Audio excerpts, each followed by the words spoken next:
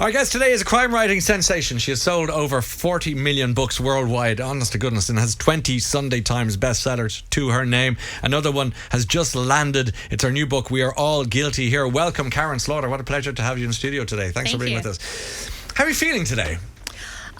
Great, because I'm with you. Oh, well, listen, that is the best answer you can give to an egotist. So let's keep going as we mean to go on. But are you feeling good about the 25th, the book, the anniversary, that sense of achievement? I mean, it's a quarter of a century of banging out brilliant hits. It is a lot. And, I have people asking me in interviews now, like, looking back at your career, and it's like, I'm still looking forward. So looking back is really hard. And Mark Billingham, who's a friend of mine, and we both got our start at the same time. So we've been commiserating. Obviously, he's much older than me. He's more like my Dorian Gray. Yeah, he's your carer in some ways. He's looking very grizzled now. It is really shocking to be here. Yeah. And wonderful. Because of what? It just flew by and it just doesn't feel like that. It feels like it flew by, but also like it took a while. I don't know. I was thinking about an event I had many years ago with Mary Higgins Clark, who's a wonderful person, just, great writer, but wonderful person. And it was my third book. And she had the longest line, and I was finished in 10 minutes. Yeah. And I said to her, well, one day I hope to be where you are. And she said, well, the bad thing is you have to get older. And now I'm realizing how right she was. Yeah. It's like when you get the success like you've had, and suddenly you're getting Lifetime Achievement Award. Just, I don't want a lifetime. Please. I'm still living my life, guys. Don't give up on me. It's so true. I'm not there yet. My mother has a brilliant expression about somebody who looks kind of grizzled, as if and she says he won't die wondering. Yeah. It's a nice expression, isn't it, for that person who you just look at and go, yeah, they've done it and they've seen it all. Yeah. Can I talk about the cabin? We'll talk about your new book in a moment. But the cabin, I'm just intrigued, the cabin that your father built for you. Why did he build it for you? Well, because I gave him money, for one. So that was a transactional situation. Yes, he was a builder, but it was right by his cabin. And I wanted to be close to him so he could take care of me, bring me soup and cornbread and things like that when I was hungry. Wow.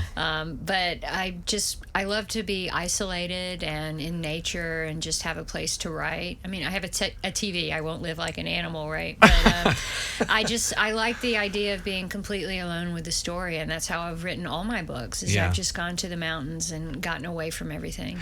The reason I mention your father is because I just think that the physicality of this place being built by your father's hands, I suspect, brings you close to somebody so important to you. I just feel it's more than just a building. It is, and it's nice to think about the choices we made together and some of the choices he made when I was touring that I wouldn't have agreed with. But it is something that I think is a connection for us. Yeah. Let's talk a little bit about We Are All Guilty Here, because it's your 25th book and it's the beginning of a new series. Is that fair to say? I know that your fans are going, but we might have liked more of another series, and you're saying, hang on a second, I'm in charge here. So here you go. I will say I'm still going to do the Will and Sarah that's books. Still going. Yeah, okay. Yeah. This is just a new detour. But I love the idea of having. This is really the first time that I've written a series where it's very clear I'm writing a new series, and it feels like a nice start. But also, I've learned a lot of things over the years about series writing, and it gave me the opportunity to plant a lot of little kernels for future stories in the first one. Okay, so having done the other series, here you find yourself going, I've now amassed all that experience, and I can do something with even greater purpose. Exactly. I love that. Peter Robinson gave me great advice a long time ago about writing series. He said, never give them an eye patch, because you'll always be writing about eye patches, and then people show up with eye patches at your signings. But I do think I've incorporated a lot of things I've learned over the years about storytelling. One of them is when I started writing Grant County novels, it was a very small town, and I eventually ran out of people to kill. Yeah. And you wonder, like, why is anyone living here? There's rapists and murderers. It's like politics, right? And so I really wanted to make a medium-sized town and have different cities within this county of Clifton County. So I had ample opportunity for bad things to happen.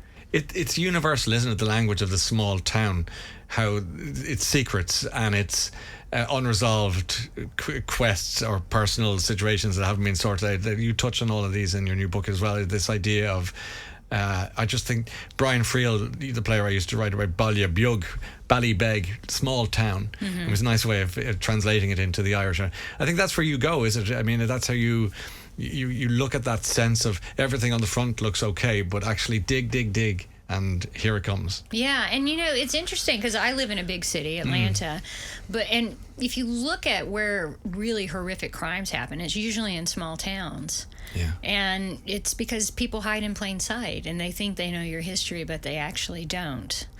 So it's a good opportunity to write a little bit about that.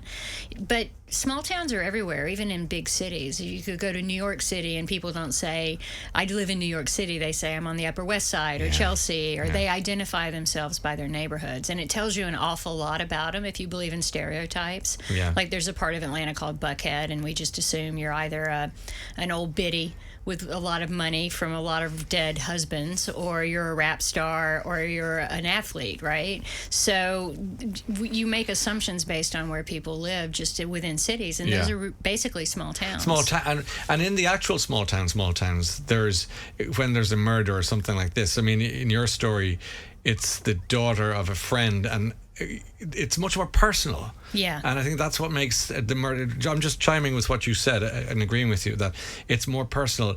A crime committed in a city feels clinical, whereas a crime in a town, well, somebody knows somebody who knows somebody who was involved in that, and now we all have skin in the game. Yeah, that's a very important aspect of storytelling for me, is to have a personal connection, or for you to feel like the person investigating the case actually is connected.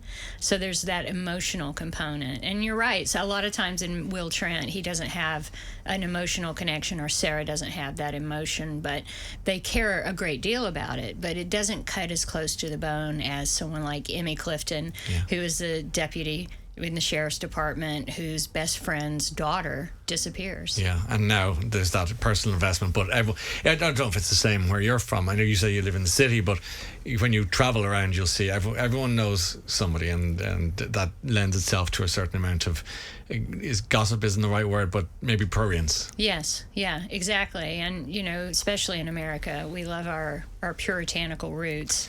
We're always there to judge someone if something bad happens to them. Sounds like you're talking about Ireland there for a minute. I mean, yes. you never know. Yeah. Or the UK. I mean, the Puritans was kind of kicked off here. Yeah, thanks a lot. Thanks for that. Yeah. Thanks for that, Connor. And Liz, thanks for nothing, you guys. Yeah. If only people could see them now, with their heads bent in shame. It should be. Yeah, it must be mortifying. Anyway, away from the Mayflower and back to where we are here, talking about the translations also of your books onto TV and Netflix and Disney Plus. Now, you've been executive producer, but also screenwriter on these projects. We'll move on to the next big one, which is where you'll be showrunner, which is a totally different thing with The Good Daughter. But with the first two that I was talking about, the transition when TV starts coming into your life in that way, did you welcome it, Karin, or were you kind of walking into the room backwards? Many years ago, a writer and I were doing a panel together, and he had been adapted for television, and he said it's a bit like going to the dentist and they pull all your teeth while putting money in your pocket. And I thought that was a really good metaphor.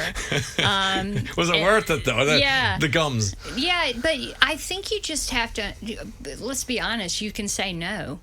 You don't have to have an adaptation done. And I think of Pieces of Her and Will Trent as interpretations, not adaptations. Oh, that's interesting. Because they're creative people, and they do their own creative thing with it. And so it stops being my book and my project and starts being theirs, which is fair enough. That I knew when I was walking into it that they would interpret it in their own way, that more, some characters would be more important than others to them. And you get someone like Toni Collette in Pieces of Her, obviously she's going to get a bigger part of the story, which was fantastic. She did a wonderful job. Yes. But it's straight away from the book. And Will Trent in Tone, it's on Disney, so they're not going to have a heroin addict who kills kills her pimp. But they do have the essence of Will Trent, and Ramon Rodriguez, who plays Will, he just really embodies the character, and he understands storytelling, and I'm really grateful for that. But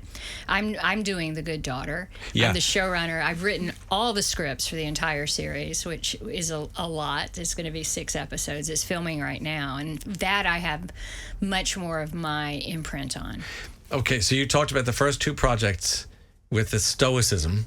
That strikes me as being an acceptance of what you've agreed all around. I'm dancing here, but where I'm going is somewhere. And then you talked about, just at the last minute, you mentioned The Good Daughter, and your face lit up. Yeah. Well, I wouldn't say is that being unfair? Stoicism. Yeah, the thing is, I love what they're doing, but it's not mine. That's hence the light up. Now you're literally running the show. Hence the name. Yeah. And so it really is, and it's fascinating to see. The reason I did it is I wanted to understand how the business works, and why do they make choices they make, and how does casting work, and how does costuming, and all those things, down to which animals get chosen to be in which part, and it's just been really amazing to see how it all comes together. And has it lived up to your expectations? That micro involvement with it, or has it turned out to be a headache? I mean, how would you describe it? I would say about 90% has been a joy, and 10% is it's a job too. So there's a grueling they're good hours. Odds, though. Yeah. And we've got a young fella. He's Irish. You may have heard of it, Brendan Gleason. Gleason. I really think he's going to take off after this. There is talk in the press that he might have a career ahead of him, and if he gets the right part. This might be it. This could be it for him. Yeah. So we'll see. Fingers crossed. Yeah. Brendan Gleason.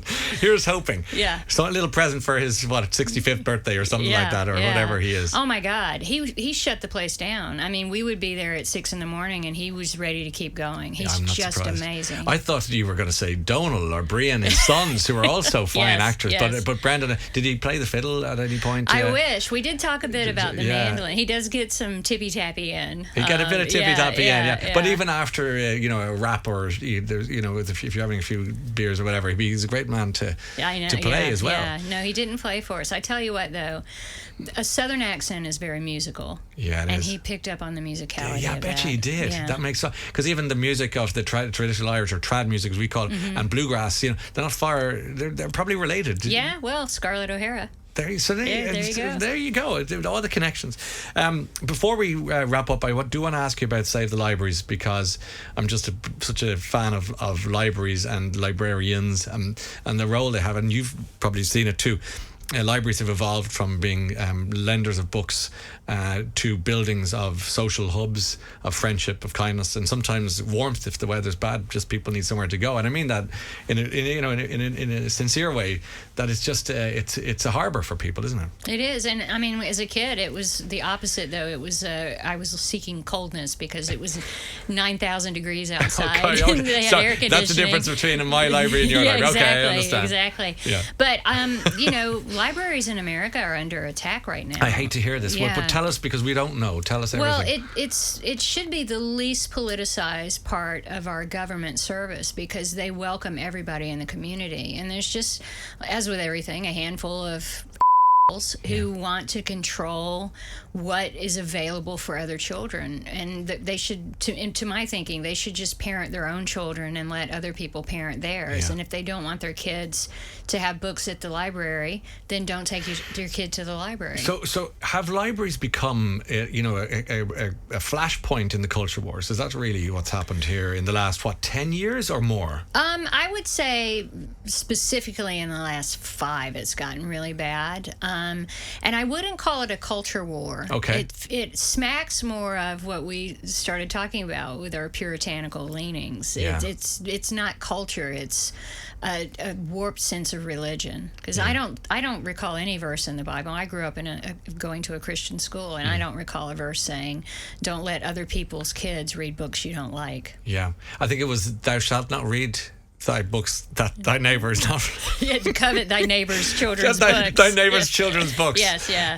It's probably written more like along those lines. But no, to be serious, in practical terms, is this war on books, if you want to call it that, is it a coordinated effort by a certain cohort, to use that word, of people who are saying, I don't want my kid reading that book in that library shelf, and therefore let's get it out, burn the books.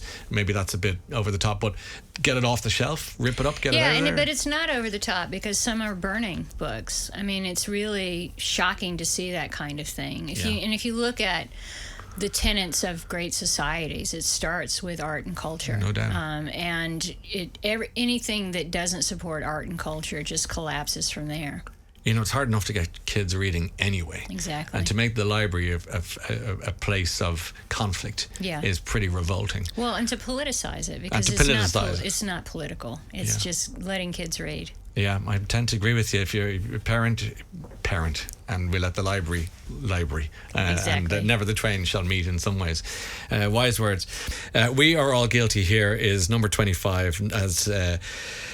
congratulations to you. Thank you. You're probably about 1/8 of the way into your career now. So let's hope, yes. Lots more, Good math. a lot done more to do, isn't that it? Karin Slaughter, it's really lovely to see you, and good luck with everything. Thank you. Virgin Radio.